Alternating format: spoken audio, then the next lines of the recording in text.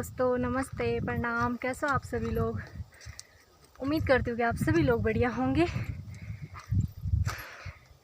हम भी एकदम बढ़िया हैं। स्वागत है आप सभी का मेरे आज के नए व्लॉग में और मेरे YouTube चैनल रिंकी गुसाई व्लॉग्स में। तो दोस्तों, मेरी वीडियो की शुरुआत हो रही है मेरे अपने गांव सिनाला से, जो कि पौड़ी डिस्ट्रिक्ट के रिखणीखाल ब्लॉक में पड़ता है। तो अभी टाइम हो रहा है 10:30 बज रखे हैं सुबह के, और 10:30 का टाइम हो रखा है और बहुत तेज़ धूप लग रखी है। देखिए, मैंने छाता खोल रखा है, बहुत ही ज़्यादा तेज़ धूप लग रही है और मैं जा रही हूँ ढाप खाल। इतनी धूप में ढाप खाल जाना पड़ रहा, थकान लग रही है। देखिए, पूरी चढ़ाई है। ये देखिए, वहाँ नीचे से पूरी वहाँ से आ गई मैं नीचे से। तो ये पैदल का रास्ता ना बहुत ज़्यादा चढ़ाई है। इस पर मैं तो बहुत दिन बाद जा रही हूँ, तो मुझे बहुत ज़्यादा थकान लग रही है। अभी यहाँ पे थोड़ा सा ना ये चीड़ के पेड़ की हवा आ रही है, तो मैं यहाँ पे रुक गई। तो मेन रीज़न वैसे पता है आप लोगों को कि मैं तो ऐसे जाती नहीं हूँ बाज़ार वजार ना, जब कुछ काम होता है तभी मेरा जाना होता है। तो आज वहाँ पे कांग्रेस संगठन की एक बैठक है, मतलब छोटी सी वैसी, मतलब नॉर्मल सी एक बैठक है। तो उसमें जो मतलब बोलते हैं ना मुख्य अतिथि, तो मुख्य अतिथि के रूप में वहाँ पे श्री रघुवीर सिंह बिष्ट जी आ रहे हैं। तो छोटी सी एक मीटिंग वगैरह है, तो उसी में शामिल हो रहे हैं और मुझे भी मौका मिला है कि मैं भी शामिल हो रही हूँ उस बैठक में, क्योंकि मुझे फ़ोन आया था कि आ जाना तू भी। और मुझे बहुत अच्छा लगता है कि ऐसे मतलब मुझे बुलाते हैं, और मतलब बहुत अच्छा लगता है ना कि थोड़ा मेरी ब्लॉगिंग के द्वारा मतलब इतनी जान पहचान हो रही है और बहुत जगह मतलब ऐसे बुलाया जाता है। तो बहुत ज़्यादा अच्छा लगता है कि मतलब ऐसे नॉलेज हो जाता है ना। बाकी तो क्या ही बोलना हमने, लेकिन ऐसे जाने से थोड़ा नॉलेज हो जाता है कुछ भी चीज़ के बारे में। इससे पहले हमें इतना कुछ पता नहीं था, क्योंकि जाते नहीं थे कभी, तो पता नहीं था इतना ना। तो अभी जाना हो जाता है तो थोड़ा बहुत पता चल जाता है हर चीज़ के बारे में ना। तो आज भी वहाँ पे छोटी सी एक बैठक है, तो मैं जा रही हूँ। आज मैं अकेले ही जा रही हूँ हमारे यहाँ से, क्योंकि बाकियों के लिए नहीं बोल रखा शायद, मुझे लगता है। तो मैं अकेले ही जा रही हूँ और अभी मुझे काफ़ी दूर भी जाना है, तो दिखाती हूँ आपको भी वहाँ पे जाके फिर। तो दोस्तों, इतनी चढ़ाई क्रॉस करने के बाद फाइनली मैं पहुँच चुकी हूँ ढाप खाल। अभी थोड़ा सा रह गया है। बाप रे, बहुत ज़्यादा गर्मी हो रही है, थकान भी लग चुकी है मुझे तो अभी जा रही हूँ मैं। पता नहीं कितने दिन बाद आ रही हूँ मैं ढाप खाल। चलती हूँ।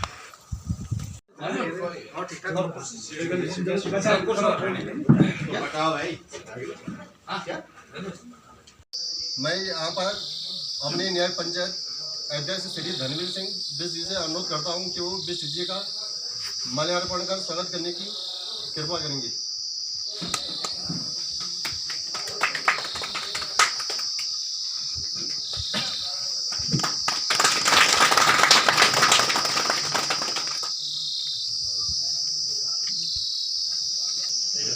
बिष्ट जी से अनुरोध है कि वे रिंग की बिटिया का पुष्प से स्वागत करने की कृपा करें।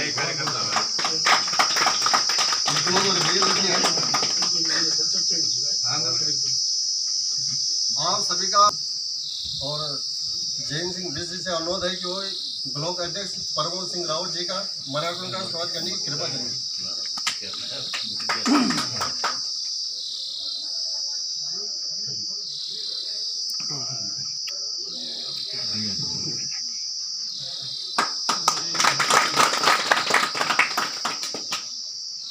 हमारे रामलीला मंच के निदेशक श्री उत्तम पाल सिंह जी से अनुरोध है कि वे हमारे पूर्व ब्लॉक अध्यक्ष और जिला पंचायत के पूर्व सदस्य श्री राजेंद्र सिंह रावत जी का माल्यार्पण करने की कृपा करेंगे।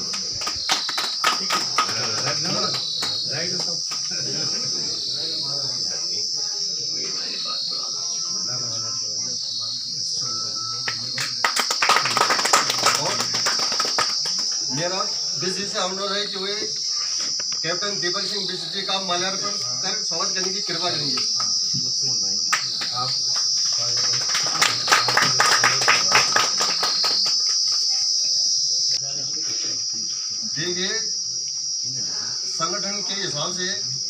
ये बैठकें जो है न्याय पंचायत पे मेरे देखने में तो लगातार होनी चाहिए थी, लेकिन नहीं हो पाई। अब क्यों नहीं हो पाई ये तो हमें पता नहीं है। मेरा सभी हमारे जितने भी वरिष्ठ कांग्रेसी हैं, हमारे आगे नेतृत्व करने वाले हैं, मेरा उनसे एक ये अनुरोध है कि जब उनको, चाहे वो प्रदेश स्तर है चाहे देश स्तर है, जब उनको हमारे कार्यकर्ताओं की जरूरत पड़ती है तो हम उनके लिए खड़े होते हैं, लेकिन जब हमको उनकी जरूरत पड़ती है तो लेकिन कोई हमें मिलता नहीं है। हम अपने हिसाब से चलते रहते हैं।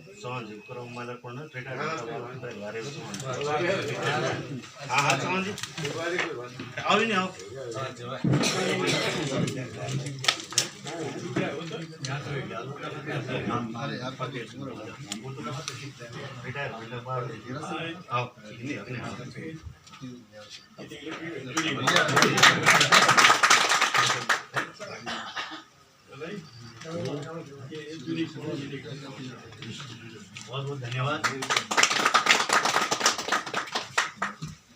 मेरा सभी से एक अनुरोध है कि 5 साल तक तो हम सोए रहते हैं, और जब ये देखा कि अब चुनाव नजदीक आ रहा है तो एक्टिव होने की कोशिश करते हैं। ऐसा थोड़ी चलेगा।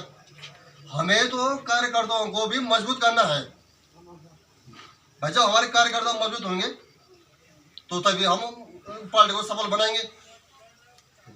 अब 20 साल से जो है यहाँ पर नेतृत्व विहीन हो रखा है। जो कार्यकर्ता जो निश्चित तौर से आर्थिक रूप से भी जो है कार्यकर्ताओं को मजबूत होना चाहिए। तो मेरा एक अनुरोध है कि आप जो भी यहाँ पर नेतृत्व करेंगे वो समय समय पर हमारे यहाँ ब्लॉक में आएंगे और कार्यकर्ताओं से मिलेंगे, चाहे पंचायत चुनाव हो चाहे अन्य कोई भी चुनाव हो। आपको जो है अगर पार्टी को मजबूत करना है तो अपने कार्यकर्ताओं की जो है अनदेखी नहीं करनी है। फूलों ने बिखेरी खुशबू हवा ये पैगाम लाई है, फूलों ने बिखेरी खुशबू हवा ये पैगाम लाई है, दिल थाम के रखना अंबर से रोशनी आई है। कदम आपने रखे तो खिल उठे चमन के फूल, कदम आपने रखे तो खिल उठे चमन के फूल, कि सब किस्मत हमारी कि आप इस महफिल में आए हैं। आज की इस सभा में कार्यकर्ताओं की जो भीड़ लगी है, इसमें मेरे बड़े भाई रघुवीर सिंह बिष्ट जी का हार्दिक स्वागत और अभिनंदन करता हूं सभी कार्यकर्ताओं की तरफ से। मंच में बैठे हुए मेरे बड़े भाई और ब्लॉक अध्यक्ष प्रमोद रावत जी, हमारे बिष्ट जी और प्रधान जी श्री बिष्ट जी, मेरे युवा पीढ़ी के सदस्य अरविंद सिंह नेगी जी और बड़े भाई बचन सिंह भारती जी, और यहाँ पे सभी के रूप में हमारे बीच उपस्थित है बहन कुमारी रिंकी जी। आप सभी लोगों का और देवतुल्य सभी कार्यकर्ताओं का आज की इस मीटिंग में हार्दिक स्वागत और अभिनंदन है। तो ये मन मस्तिष्क में इसी तरह से जो है बिठा दिया गया है और उनकी समझ में नहीं आ रहा कि हमारे बच्चों के भविष्य के साथ ये कितना बड़ा खिलवाड़ किया जा रहा है कि 4 साल बाद जब वो रिटायरमेंट होंगे तो उनको तो न तो पेंशन मिलेगी, न CSD कैंटीन की फैसिलिटी होगी, न ECSS कार्ड होगा, और उसके बाद उनका भविष्य क्या होगा ये अंधकार में धकेलने के सिवा। उसके बावजूद भी हमारे मन मस्तिष्क में वही बात बैठी है, तो इससे ज़्यादा दुर्भाग्यपूर्ण बात कोई नहीं हो सकती। आज मैं बहुत दूर की बात नहीं करता, मैं देश विदेश की बात नहीं करूँ, मैं केवल अपने विकासखंड रिखणी खाल की बात। अगर वास्तव में इस रिखणी खाल के लिए कोई स्वर्णिम अध्याय था तो वो समय था 2004 से लेकर के 2002 से लेकर के 2007 के बीच का, जब general TPS Rawat ji state से विधायक। मुझे याद है कि केवल इस विकासखंड रिखणी खाल में 3 मुख्य मार्ग थे। एक चकुलिया खाल से लेकर के पनास मोटर मार्ग, एक रिखणी खाल से लेकर रथुआ ढाब होते हुए ढोटियाल, और एक जो है रामी शेरा से लेकर के चपड़े। इन 3 सड़कों के अलावा इस एरिया में कोई सड़क नहीं थी।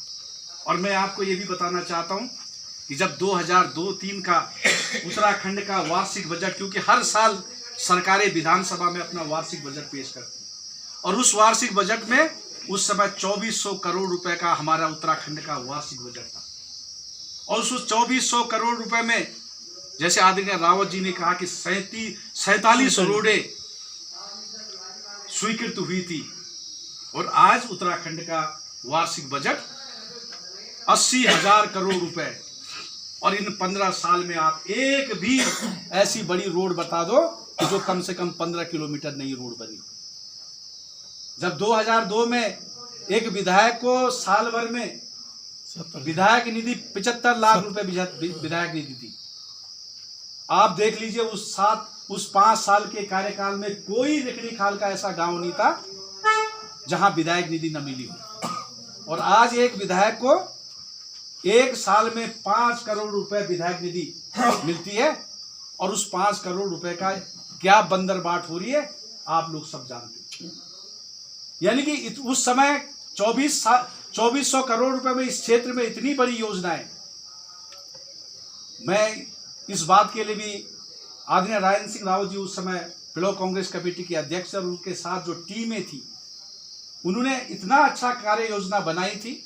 निश्चित रूप से उन्होंने बहुत अच्छी बात कही कि जनरल साहब के पास पूरा मंत्रालय, पूरे प्रदेश के पर्यटन, सैनिक कल्याण, आबकारी मंत्रालय था।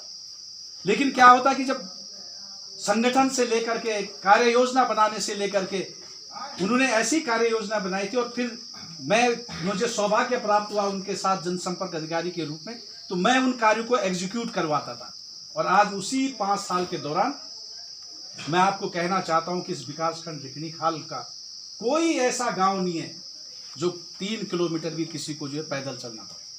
चाहे आपका जो है ढाबखाल अंगड़ी मोटर मार्ग रहा हो, चाहे ढाबखाल खनीता खाल मोटर मार्ग रहा हो, चाहे गुंडलखीर घुटला मनीगांव मोटर मार्ग रहा हो, चाहे बसरा बूंगा मोटर मार्ग रहा हो, चाहे किलबोखाल टकोली खाल मोटर मार्ग रहा हो, चाहे पटोटिया सुलमोड़ी मोटर मार्ग रहा हो, चाहे आपका जो है ये बसरा से लेकर के